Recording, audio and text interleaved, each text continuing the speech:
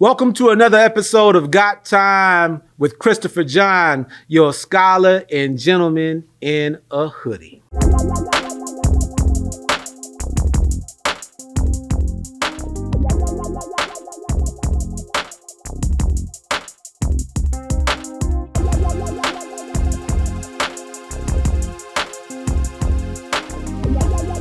We are all the way live here at Purpose 513, a Black-owned, women-owned micro event center and meeting space right here in historic village of Glendale, Ohio.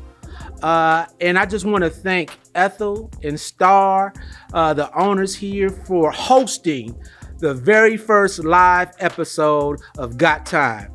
And so, speaking of history, I just wanted you to know, all of you might not know this, but the village of Glendale has a remarkable history. It has a history steeped in the Underground Railroad. This area was a safe place where the refuge for freedom seekers that were traveling north to obtain freedom. Bill Parrish, he's written an outstanding book about those stories. And so I encourage you to find that book. It is an amazing read that talks about the historic village of Glendale, Ohio. And so once again, if you want to know more about Purpose 513 right here in Glendale, Ohio, you can find them at purpose513.com, purpose513.com. And so speaking about lesser known history, the question is, when did the first real consideration for Black suffrage occur? You know, when were Black political life even considered? And so, as a historian, we're going to go back to, as I said, I don't call it the Civil War, I call it the War of the Rebellion, because that's what it was. And believe this or not, this might be breaking news, the Confederacy surrendered. They lost. And 2 days after they surrendered, Abraham Lincoln was asked to bring back an address to the public. And in this address, he endorsed publicly for the first time in favor of Black suffrage, giving voting rights and access not only to the ballot, but access to office for Black men who served in the war and has contributed to the Union Army, the Union forces defeating the Confederacy. And in the audience was a Confederate sympathizer who happens to be an actor. And he said that this would be Lincoln's last speech. And 3 days later, he assassinated Lincoln. To keep it direct, Black participation in political life has always been a threat to white insecurity. It's always been a threat. And we're still challenged with it here in 2025 and into 2026. So joining me here today to continue this conversation is a remarkable community leader. And I'm going to read this because I want to make sure that I get all this correct. She is a brilliant example of humanity. I've been following her for many years. She is the programs and partnerships manager of RepresentWomen.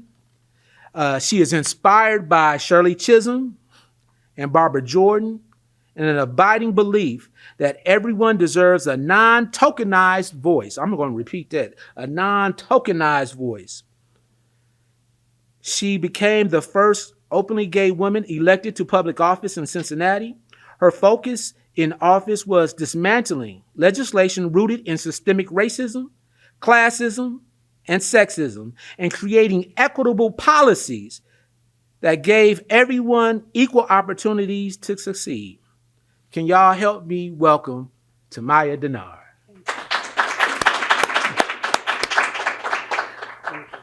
Thank you for making time for me. I'm excited. I got time. For sure. So let's well, before we have a lot to talk about. Yeah.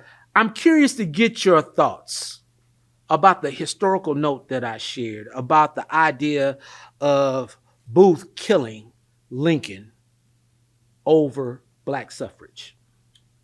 Well, I'm not the historian you are, but I'm a believer in like context. So like understanding what took place. I mean, obviously, right after the Confederacy surrendered, but I'm like thinking back about Lincoln's evolution of like race and like what that Mhm. meant. So you have like, so it's hard to talk about that, in a vacuum without like talking about how, he evolved as a young lawyer who it seemed that he was always had a very complex relationship with race and like slavery, the institution of slavery.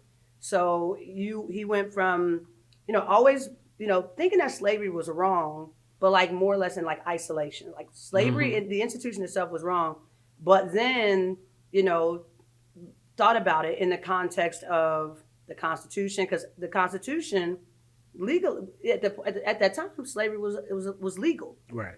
So he was kind of, as a lawyer, kind of miffed about that. Mhm. And then also he had some very challenging statements as it relates to just pure equality. Like he would believe that slavery was wrong, but he didn't believe in the equality of the races.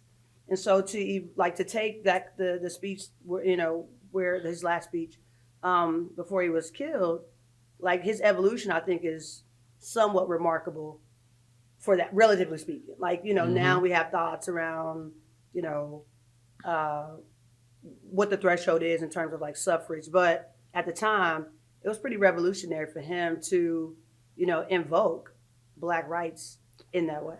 Well, this is the thing.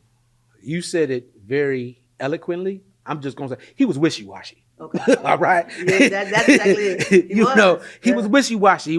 He said, if he would keep slavery if it preserved the Union. He would get. He was all over the place with that. Much like many Uh, politicians are. yes, Yeah. yes, absolutely. So he was wishy washy with it, but I will say that even before that, during the war, the decision with the Emancipation Proclamation. Mm-hmm.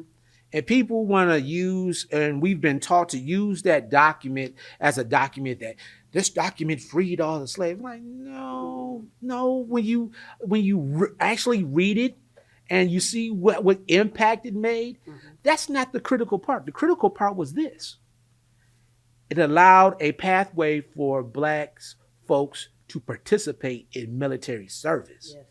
and that was very risky because that means that you're going to give black folks guns. Yeah. Yeah. I mean, white people in general are revisionist about history. There are things that we know to be the case, but somehow it's like when you're a kid when you play a telephone game and it like starts on one end of the room and it's a totally thing on the other. That is like honestly that's the history of like white folks in this country. It's like there's always the need, the desire to whitewash what really is. Even thinking about ideally what the Emancipation Proclamation it really was, but then even going back to when we were kids. Mhm. I mean, you think about elementary school. We were taught that Abraham Lincoln was the emancipator. He freed the slaves. They drilled that into us. You know what I mean? Like, And look at the penny. See how he's facing one way, and the nickels and their dimes, everybody facing I the other way. mean, they were. I mean, and so we grew up having like this kind of understanding of who Lincoln was as taught to us by white people. You know what I Mhm. mean? So it really it's mind blowing. Like when you really study our history, exclusive of what white folks teach you, and really learn about this country. So I take everything in context. So you're right. Was he was incredibly wishy washy, and then even like as we talk about the goal of what do you call it, the war of the rebel the war War of the Rebellion. War of the Rebellion. I will use your terminology. I think is more accurate than Civil War. So initially, it was like it wasn't about freeing people at all. It was Mhm. about the preservation of the Union. Mhm. And then, but let them tell it. They went to war because they love black people so much. Oh. So you have like that, challenge. And then really, if you take even a deeper dive into it, it was really about not necessarily the states that were in the Union already. It was about stopping this expansion of the institution of slavery into Western states and territories. Westward expansion. Exactly. Yes. So like it just the evolution of what we understand the Civil War to be, the War of Rebellion to be, is very interesting. But we have to learn it away from the lens of white folks. Right. And something I want to make sure it's not missed, and you've said this, but I want to make sure to articulate it, that there's a difference between emancipation and equality. Yes. There's a difference. And so we just went through, an election cycle, and the numbers were terrible as far as turnout. And we'll get into that a little bit. But a part of that is having the understanding that for our ancestors, equality means that, emancipation means that it's assumed that we will have equality. But for the majority of white folks, it was like, oh no. And that's what Booth was really thinking of. It's like, oh, now you're taking it too far. Yeah. It's one thing for them to be free, but now you're giving them equal rights. It's always on their terms. It's always on their terms. So if you think about just coming off this historical election in Mississippi, for folks who don't know, Mississippi has the most black people of any state in this country, right? And you think about how the South in general has been gerrymandered so bad that it dilutes black voices. So the South, which is such a source of, for me, my family's from Alabama, and it's such a... My dad's from Mississippi. Okay, so having that, and watching us how we try to, they dilute the voices. So when it comes to gerrymandering, there's two terms that people use. There's cracking and packing. I don't know if you ever heard that. No, let's unpack it then. Okay, so when it comes to gerrymandering, and this is really specific as we talk about black political power, particularly in the South, but anywhere, we experience in Ohio too. But when you pack in, so you have a dense amount of folks, or maybe not even a dense amount of folks, you condense a district, a voting district, and so that it might really, in real life, if you're drawing it in a way that's equitable, or even equal, like just mathematically equal, that district, which maybe is majority black, should have probably like 2 or 3 representatives. Right. But because you packed it in so much and you drawn the line so broadly, you only give that area, however dense it is, you're only giving them 1 representative. That's packing. Okay. Cracking is when you have the same, like a really vast amount of black folks, but you start cracking them off and putting a few into this district, and you put a few in that district, you put a few, so then you're diluting the political power. So then it might be 10%, the district is 10% black in an area that is 80% white and 10% black brown folks. So that way they basically spread, extend us out, and so it's they crack what would ordinarily be a very dense black area. So they do that a lot in the South. So a lot of people, when you do that, people aren't as apt to vote because they feel like they're wasting their vote. It's vote fatigue. It's why am I going to go because the district is drawn like this? And so it creates an apathy, around. I think they call it voter depression. Yes, that's exactly the term. So if we think about what happened this week in Mississippi, they 2 districts flipped, and they were drawn more equitable, and they were flipped. And so the black voice was lifted by 2 districts in Mississippi, and that's big. You think about Georgia, and they have 2 senators who are Democratic. Not saying I'm deeply embedded in the Democratic Party, but I'm just saying you would have thought growing up that Georgia would have 2 Democratic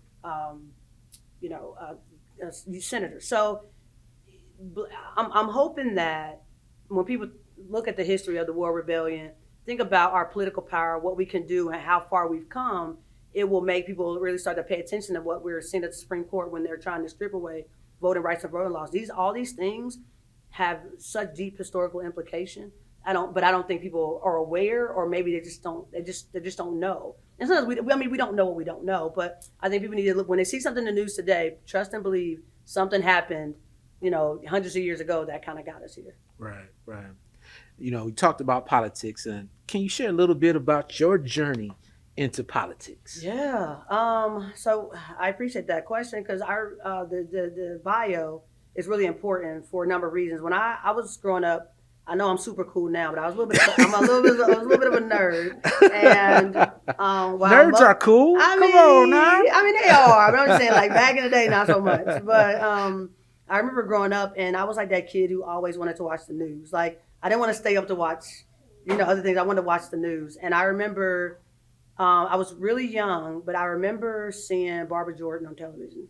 Shirley Chisholm was a little bit before my time, but when I tell you, it was like, if I think about it, maybe it could probably qualifies one of those watershed moments where you look like I see her on TV. She looks like me. She has skin like me. She has hair like me. Her voice is like mine. It was it was a day of reckoning. I can't remember how old I was, but I was super young, just watching her. I was in a trance. Like I was just like watching, I think it was like Democratic National Convention, just like in a trance. And I wanted to know all about her. Like I was asking my mom all kind of questions. What does she do? Why is she on TV? Is it because she plays sports? Like is she an actress? Like why is she on television? So, it kind of like made the connection between like what she does and then like my love for the news, which I just loved it. But it, essentially it was like current events and like how these people play this role. So I just really loved politics from an early age. And then just wanted to, eventually I wasn't sure if I wanted to actually run for office, but I was always like, when I was in school, I was senior class president. I got like voted as student council in like the 4th grade. I was like just doing stuff. So you was nerdy and popular. Yeah, I was. And I ain't gonna hold you, but I was voted most popular when I got to high school. See? It was kind of crazy. So yeah, I just always wanted to, figure out like why things are the way they are. You see, like you'll go to, I was a basketball player, so we would go to some schools. Why does this gym look like this? And then why do when I go to some schools, we dodging raindrops, in the gym. Right. So like all these things, I'm like, on my mind is turned like, why does this school look like this? And so ultimately, I think what they call that is critical thinking, and not enough people do that. Well, nowadays. and then when you start thinking, I appreciate that, but when you start like looking at it, you like all roads lead to policy. And I ran for office. I volunteered on the Obama campaign, the first Obama campaign as a volunteer. It was an amazing experience. Then just wanted to do a little bit more, and then started working at City Hall. And then eventually, I remember being in a meeting as a legislative aide. And at the time, there was a discussion around the Kroger in Walnut Hills. So if you remember the Kroger that was up there, it wasn't breaking even. They were struggling a little bit with dollars. And so the idea at the time of the Community Council and the Redevelopment Corporation was they were the desired residents, the folks that they wanted in there were scared because there was a lot of like just people standing around and loitering. So their idea was, well, if we just take this bus stop and we move it 3 blocks, then that will kind of clear the space up a little bit. And so at that point, I was like, wait a minute, if you are catching a bus or pushing a stroller, or if you're in a wheelchair, 3 blocks is a lot. Yes, you know what I mean? Like if you're in a car, it's 10 seconds, like literally, like maybe 15 seconds. But when you're carrying groceries and with these challenges, they're just walking, 3 blocks is a lot. And so it was that moment where I was like, okay, I think I'm the only one at this table who understands public transportation because I didn't grow up with a car. So you start thinking about who are making these decisions and why is this okay? And I'm not saying the guy who mentioned it, I don't think he had any malintent, but it wasn't his lived experience. And so that's when I thought, okay, people who have the lived experience need to be at these tables. And what I would also find is that people who really have these lived experience didn't know like politics. They didn't know policy. Like they knew what was right, but they didn't know policy. Which is very different. And then what I would notice is the people who understood policy weren't from our community. You know what I mean? So I felt like I was like a happy medium. Like I grew up loving politics, knew politics back and forth, had worked for, and did a lot of work in the political space, but also I'm from the streets. I'm from Cincinnati. Like this is me growing up, catching the bus. This is me growing up experiencing food insecurities, housing insecurity, and how do we kind of evoke that into the political space so that the people who are riding the bus are making decisions about the bus. So that's really what prompted me to run for office.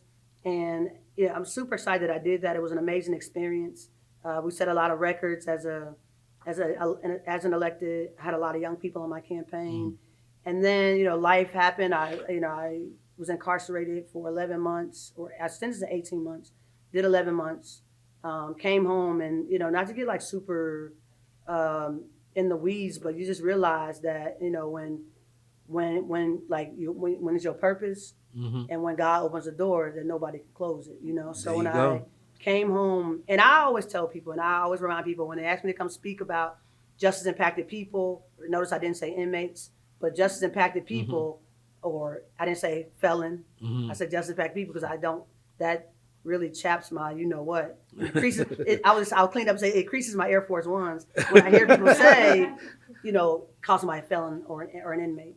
Fast forward, so I came home, and people would say, "Can you come speak to this group?" And I, as it felt okay to me, because the whole goal of being incarcerated, coming home, was protecting my mental peace.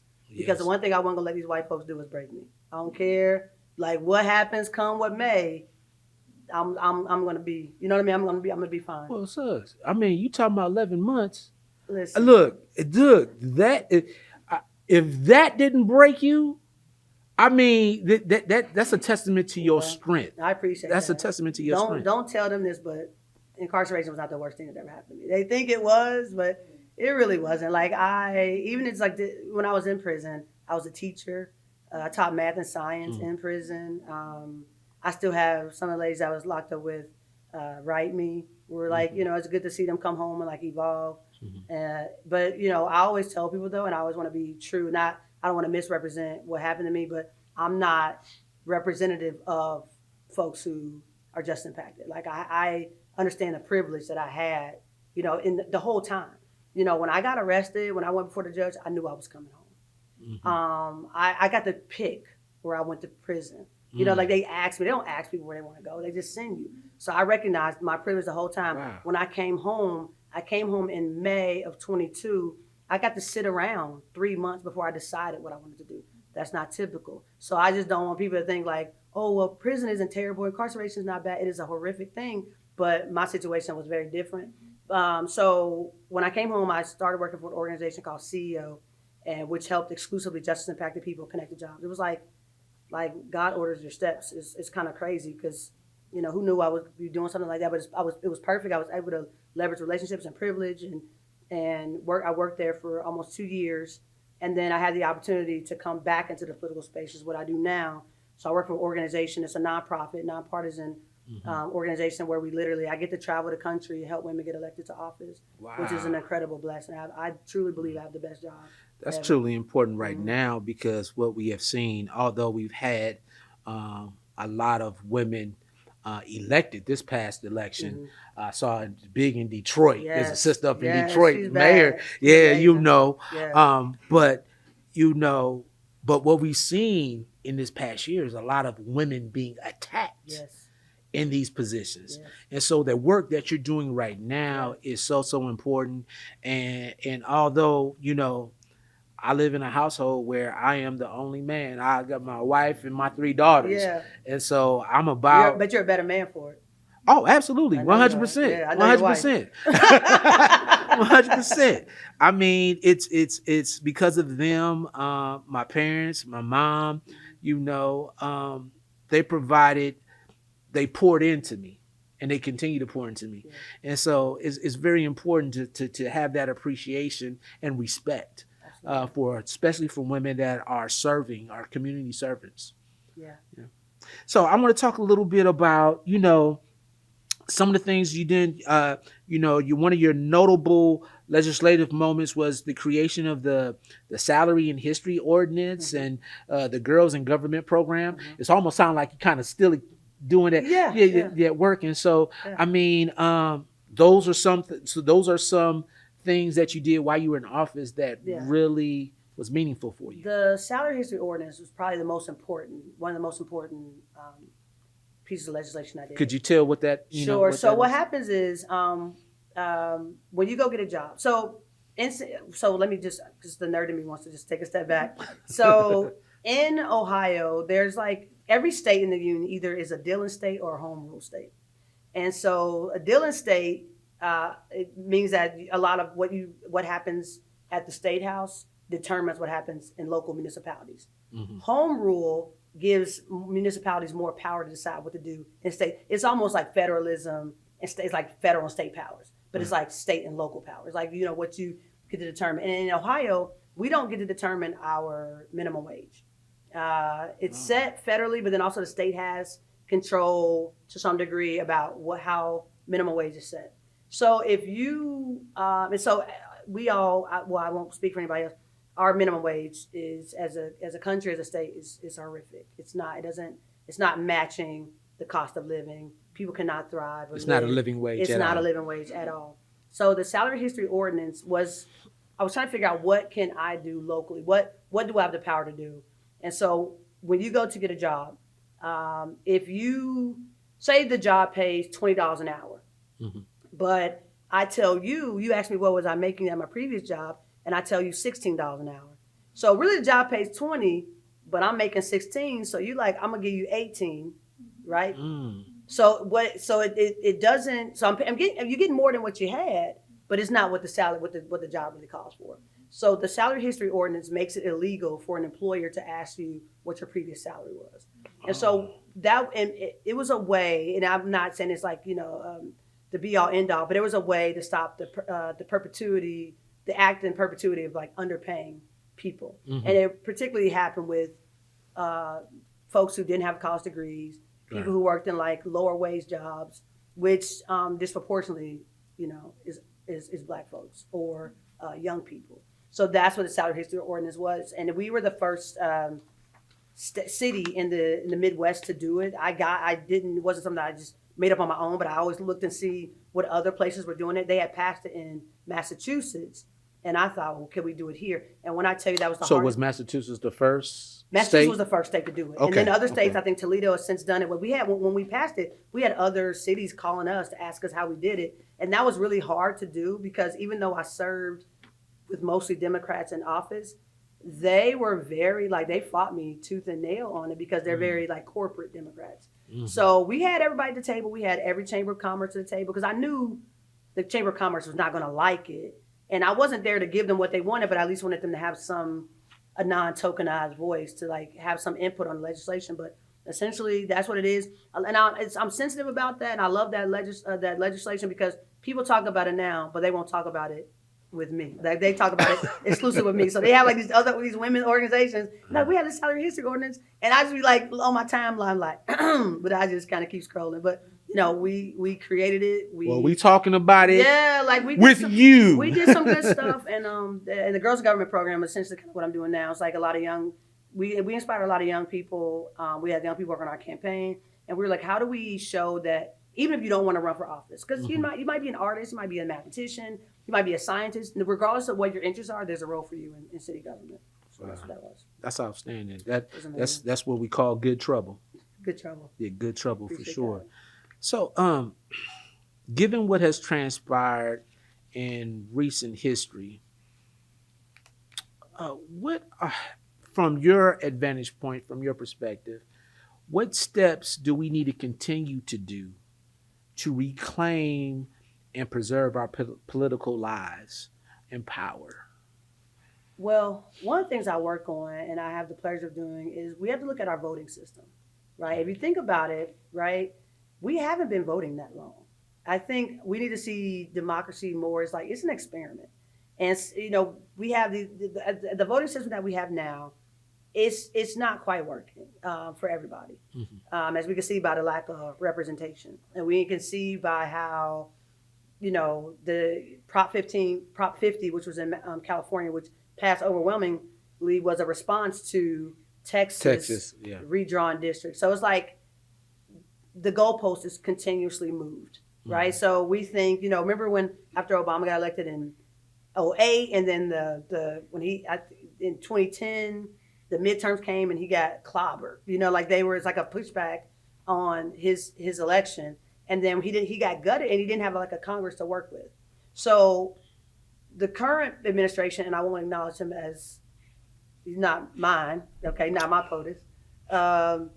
The current administration, knowing that is typically, what happens is really essentially, throw the rule book out the window. So instead of taking the clobbering or how the politically you win, one party wins the election and the next cycle, the other party wins the midterms. Instead of doing that, because he knows he's doing a horrible job, breaking the rules and just changing the rules and saying, well, I'm just going to draw myself more seats, which is insane to think about. Yeah. So that's really what happened in Texas. It's like I'm going to lose these seats. I know I'm going to lose somewhere. So rather than absorbing these losses, I'm just going to draw more seats and then pretend I'm doing well, right? Because he lives in the land of make believe.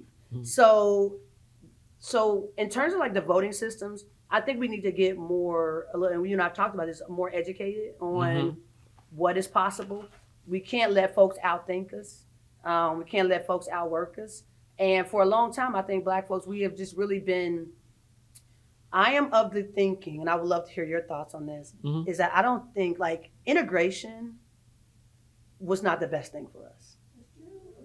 You know what I mean? Because it did a couple things. It got us needlessly comfortable and thinking that when white folks tell us what's best for us, we were listening to them like they had our interests at heart.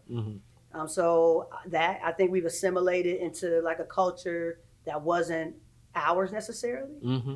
So and then also it took my grandma used to tell me a story about the white man's ice being colder. Now scientists know water freezes at the same temperature no matter what, but for some reason, we somehow thought that once we got beyond segregation, that white folks' ice was colder, and so we don't look to ourselves and our strength. And I'm not saying that it's all bad, but I'm not saying it wasn't the flex that we thought it was. Right. Well, I think there's a couple things to that. One, I would say, people were losing their lives drinking from a water fountain. Okay, first of all, that's egregious. So just to say that a water fountain is only for one demographic to and if you thirsty or if you need to because whatever the case may be. So that was one case of it. The other thing is that the Black community was looking at that point in time, we pay taxes. Yeah. And we pay the same taxes percentage as other folks, but we see that the white children are on buses on these roads and our children are walking to school. And so it was about pouring those resources into the schools and the communities that were serving those communities. So what they did was it was more of a Band-Aid. Well, we're going to go ahead and desegregate. So that means that, now you can go to and what they did was they integrated into white schools. There weren't any white children being integrated into Black schools. And what's interesting enough, when we look at the school system, which we want to talk about, this civic education plan that you were addressing on your socials, those educators were often PhDs. They were college educated. Those children actually had some of the best education possible, instructors. Yeah. The problem was the conditions, dirt floors, not enough books and things of that nature. And so they were looking for resources. And so I think at the time, we collectively as a community, not all, but collectively, we drank the Kool-Aid. Sure. We thought that it would be best to integrate in what you talk about, about the ice being colder. And so it was not, looking back on it, in my opinion, it was not the best thing. The other thing that it did was it devalued what we had. It devalued our communities. It devalued our schools. All we were asking for at that time initially was to pour those resources that we pay taxes for into our community, into our infrastructure. And so that's not what was done. And so it was almost like a bait and switch. It was the separate but equal that wasn't that. Like, you know what I mean? Like if it had truly been separate but equal, we're having a different conversation. It was separate, but not equal. And then you start to get, remember I said all roads lead to policy. Then you start to get into property tax used. Redlining was atrocious. Like, all these things. So that's really where, and in terms of like the civic education piece, that's kind of where I'm thinking about it going, because a lot of people don't really understand historically what has happened to us. And then the further we get away from that time frame, that's when you also see voting numbers drop off. People see the less is less and less, voting is seen as less and less important because there's not as much proximity to it. Like my grandmother, was from Alabama. My mom was born when the Voting Rights Act was passed. My mom was 11 years old. You know what I mean? So like, we have more. And let's pause on that. Yeah. Let's think about that. Yeah. Your mom was 11 years old. And it's often when we talk about history, it's made to be like it's so long ago. Right. It's not. My dad grew up in Mississippi, and my dad had to escape Mississippi because the lynch mob was after him. That's my father. And so these times that we talk about are not that long ago. I mean, Voting Rights Act, 1964. So when I say we haven't been voting very long, you got to really think about 1964. That was not any time ago. So we really have to start thinking about like what these policies are, what they meant. I'm not saying people have to like nerd out, but like we gotta start really looking at, what policies are being decided, and intention. Like, you go vote. I know, like, if you go to the city of Cincinnati, there was couple of measures on the ballot. Like, having to read those, I'm pretty astute politically. I'm not a lawyer, but I'm pretty I work in policy. I wrote policy, and I'm like, what is this? You know what I mean? Though it's like they do this on purpose. And then all you have to do is yes or no, and you're like, "What am I saying?" Thou art for sure go hither to do this, and you're like, "Yes." You know what I mean? So it's like I'm sitting down with my mom, and we're voting, and my mom looks at the paper. She's like, "Girl, what's this? Like, what is going on here?" So so they intentionally, it's convoluted on purpose. Yeah. They write it. So why does it have to be written that way? And it doesn't have to be written that way. You know what I mean? It does not. Just because they do it that way doesn't mean it has to be done that way. So I know I saw a lot of reports coming out, and I even said Fanon's been on the show, and he's been posted on socials about the low voter turnout.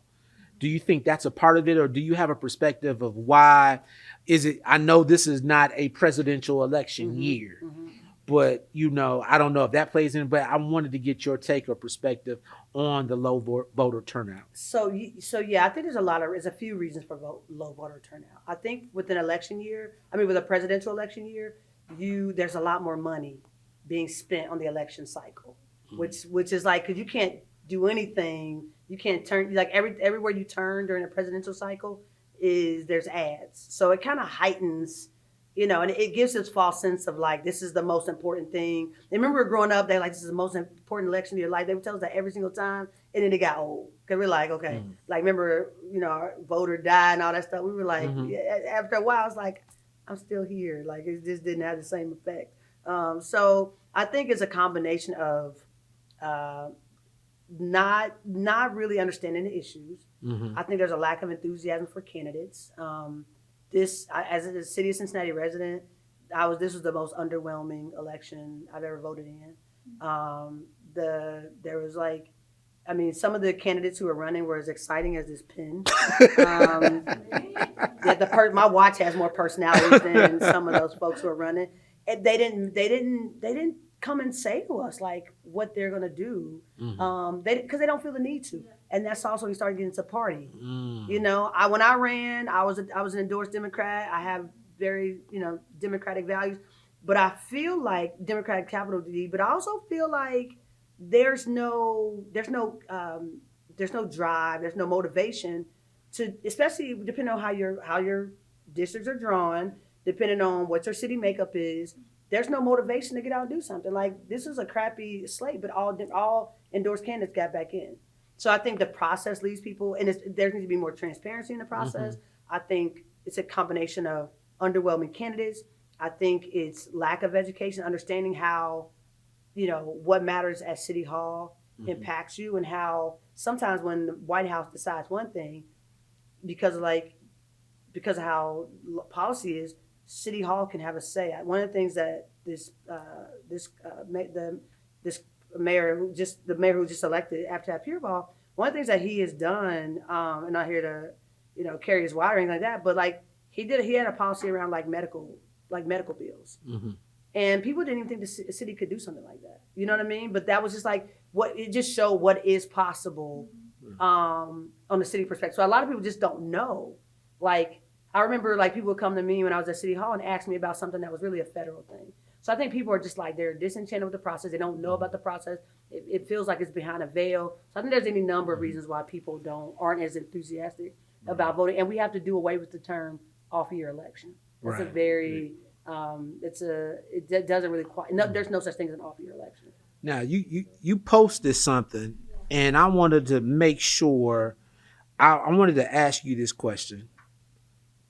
My address says and I'm quite sure this is a lot of people, not only in the state of Ohio, but throughout this country. Mm-hmm. You live in a certain city. Your address says you live in this city. Mm-hmm.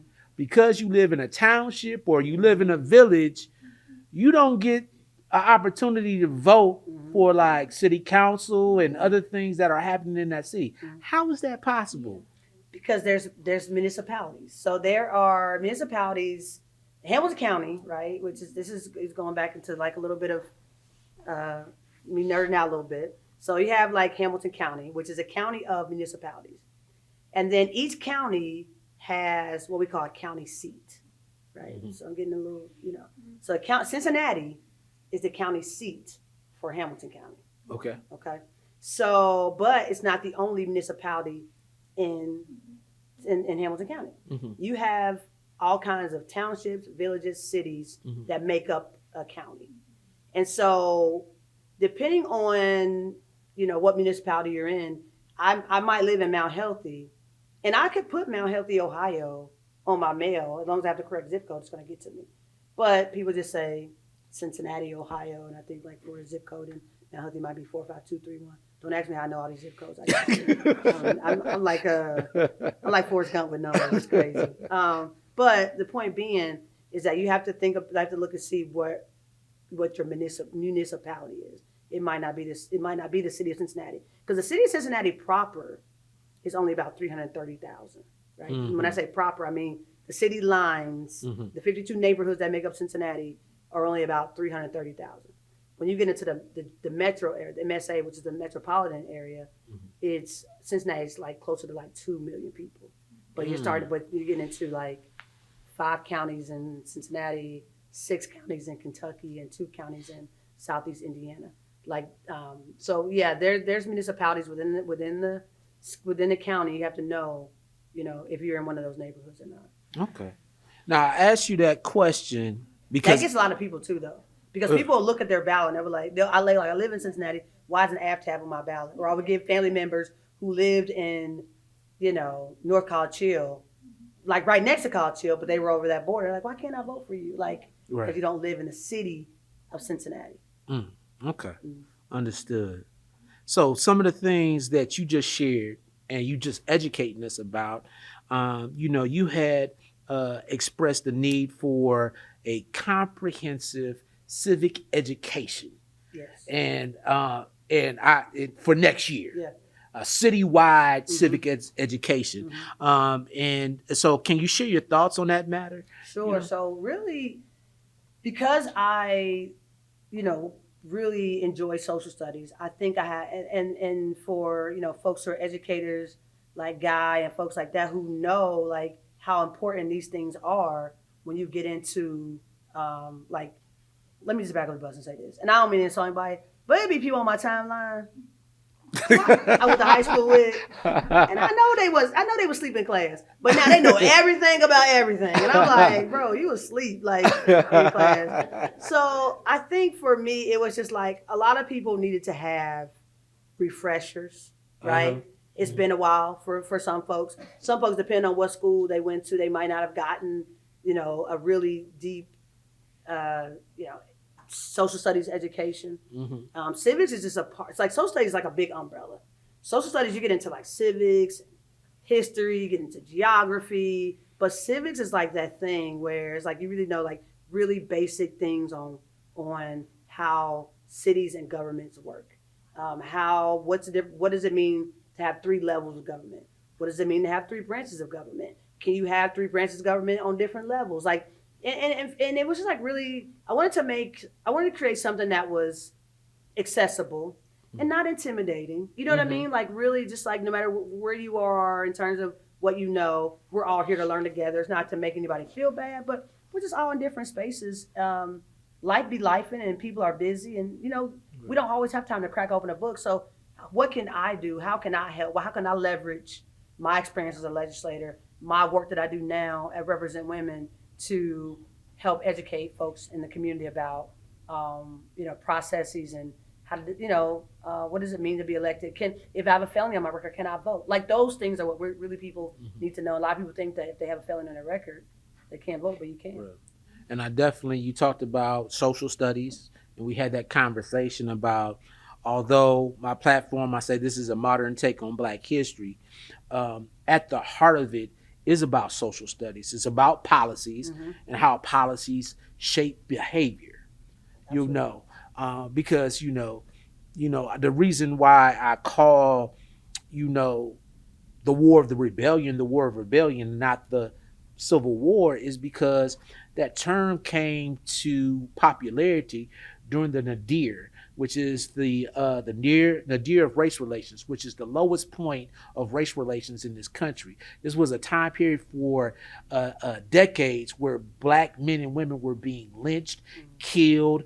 Communities, we're talking about whether it's the Black Wall Streets around, being burnt out, and there was no justice whatsoever.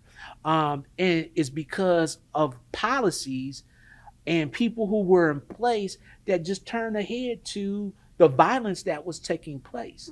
And it's amazing, they had this talk about, what happened some weeks ago. Oh, that's political violence. But if you look at all the political violence that has taken place, it's only the majority has been a certain demographic. Sure. Yeah. Sure. Yeah. And I could argue, my argument is you can look at John Wilkes Booth, who I would call the father of political violence. In this country, political violence, we just gonna call a spade a spade. White men have a problem. But do you remember insecurity? Insecurity that and it spurs other things. But remember growing up when even like coined the term Black on Black crime, which is a ridiculous term. But remember when there was like I want to say like an epidemic of like a lot of violence, so like when Black boys were getting arrested, they wanted to call all the Black mothers to the carpet. Yeah. You know what I mean? And we're not seeing that. It's not the same thing.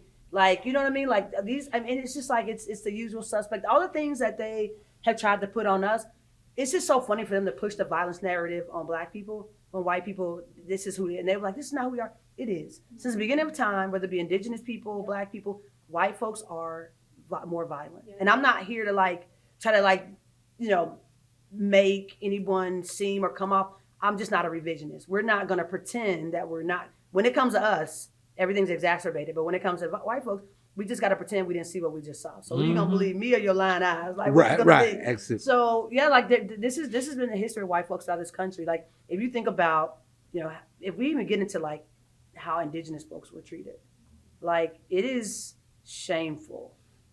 Like it's genocide. We talk about like manifest destiny, which is something they taught us in school too. Like what? That's the craziest thing ever. Like these white folks have made up a term that the Lord told me to come take your land, and I'm gonna call it manifest destiny. Like, well, that they created a disease. If you are enslaved and you want to escape for your freedom, you have an illness. Yes. That's so it's like it's just like it's such. So to your point, the more you know about history, the more you're able to make the connection between these different genres of social studies, the less apt you are to just accept any old thing, and the more apt you are to take a term like Civil War, because I didn't know about the nadir. Like really say, I didn't know that was actually a coined term. So like for you, I'm getting educated right now. For you to tell me that, now I'm gonna go and I'm gonna do my research. So I appreciate that, but the point being, you're like, I'm not accepting that. just because you told me that's what it was. And that's really what has happened to us throughout time, is because we're not as educated on things. And so we, this whole, like, even thinking about like Project 2025, like this thing did not happen in 1 year, in one cycle. This has been a plan since Reagan. Be clear. You know what I mean? It's just the craziest thing. And like, we didn't gotten to Reagan because, child, I got stuff about him too. So what's fascinating is you talk about Reagan, and I had an opportunity. I was in Atlanta, and my wife and we went to the Jimmy Carter Museum and Library. Yeah. If you're in Atlanta, I really do recommend. It is a outstanding museum, outstanding experience. And what resonated to me about the Carter administration was he led with a great sense of humanity. And I was like, and people was in uproar of that. And because that was the first iteration of Make America Great, was with Reagan. It was coming off of a response to the Carter administration.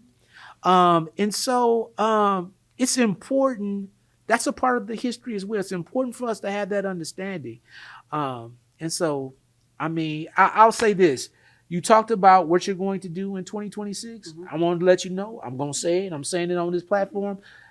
Any way I can be involved to support, especially when you talk about the social studies part, I'm down for that. Well, as a historian, I would love to have you as a part of this. We've already secured a venue, so we got some work to do. But we're making that. We have to make it happen. We have to start. And the whole point of and the reason I'm calling it social studies too is because it's a very strong social component to it. We have an amazing DJ who's in a live audience right now. I haven't even tapped his brain yet. Whose father is he's the Got Time DJ. Listen, DJ Guy West. I haven't even talked about Carl West Portland and how he's inspired me. But the reason I mentioned guys, because I want there to be like a real social component to this, like learning, but like we can learn and then have a day party afterward. Like why can't we? Like people want to learn this stuff. People are like, my inbox has been like on like 10 ever since I put this out there, because people are like, I want to be a part of it, or sign me up, or how can I help? Can I volunteer? Like there's a need. People are responding in an amazing way. So there's a place for everyone, but I really want it to be heavy on the social on the social part, because people just really want to learn this stuff. People are like, they see like voting is what's up. Voting is sexy. Like voting is like what you want to do. Like if somebody's trying to talk to me and I'm like, they say they don't vote, I'm cool. Like I don't care what they look like. You know what I mean? Like you don't vote, I'm good. So like we're gravitating. We want to. I'll take it a step further. Not only did you vote, who you vote for? Oh, I don't mess. I ain't gonna tell my business, but I just stop messing with somebody because she was a little wishy-washy. I'm like, I need to know. No, I'm with you on that. But it's like a whole thing. Like we have to really, social studies for some people, because I think you said it. It's like it's not just dates. Like we have to talk about like social studies like in a way that's not drilling people. Like I have dates in my head because that's how I learn. But like let's talk about it. Like let's have a narrative. Like let's talk about it in a different way. Let's draw the connections between what does it mean like for voting rights and have a narrative around it. Like really let's talk about it more in a qualitative way and not just in a quantitative way and just throw numbers at people. And there's a way to do this. So I'm really reaching out to folks who are like, and I wanted this to be taught by historians and political scientists. I think I'm pretty smart as it relates to history, but I'm not going to be being an instructor because I want people who are educators, like who are actual, like these are teachers, like to do this. And we're seeking out, just really strong educators. I want the educators to be representative of community. I want there to be representation in any way you think about it. And this is for everybody. Like this is not, it's going to be free. Childcare will be provided. Like it's going to be on the bus line. Like I'm thinking about all these things because they're really, really, really important. Well, I'll be looking forward to it. Our time is about up, and so I'm gonna get you out on this question, and it can't be Barbara Jordan. Okay. All right. Okay. We're sitting here on this couch at Purpose 513. All right. But if you could have a moment to have a conversation with an ancestor, who would it be and why? That's tough. I'm gonna have to go with yeah, that's what I would probably say. Fannie Lou Hamer. Uh-oh, I'm sick and tired of being sick and tired. I think people don't really understand. Like, I mean, some people do, but you know, she wanted to run for office. She wanted to, you know, she wanted to run for office, and like she physically, her body, she wasn't able to have children for how badly she was beat, just to want to have rights. And I like those things like that. I'm physically like moved, and I'm not like really like a super emotional person, but when I think about someone like that who just wanted rights, you know what I mean, like beaten for just wanting rights. So like she has so much to offer. Last year, our organization co-sponsored a Flowers for Fannie Lou Hamer event in Montgomery, Alabama, and I learned so much more about her. But yeah, she's one of those people like I stand on her shoulders for sure. And then of course Shirley Chisholm. Actually, you mentioned Fannie Lou Hamer, so before I was able to obtain employment at the Freedom Center, I volunteered under Candy Simmons. Are you serious? And so my assignment was to find those connected with the Fannie Lou Hamer Foundation, because Fannie Lou Hamer was being reflected in the Everyday Freedom Heroes gallery that no longer exists. And so, and so that was my first piece of role or work with the Freedom Center. That's amazing. And so I had to kind of connect it with the people with the foundation. So it was exciting. That's amazing. Well, I just want to thank you for making the time. Has she been great, y'all? I mean, did you learn a lot? Absolutely. I just want to thank you so much for making time to sit on this couch with me to have this conversation. And I look forward to the continued work that you're going to do in our community. And I said it here, make sure that I want to be a part of it in any way that I can as you continue to do the work. So I'm going to close out on this. You know, our political lives, they hang in the balance. Our political lives, they hang in the balance. And so it's important for us to be engaged with the political process. Not only does it honor our ancestors who did the work before us, but it's also to honor the generations to come. So we must stay engaged in the political process for our communities, for our families, and for the generations to come. And so I am Christopher John, your scholar and gentleman in a hoodie. Thank you for joining us, and always know thy history.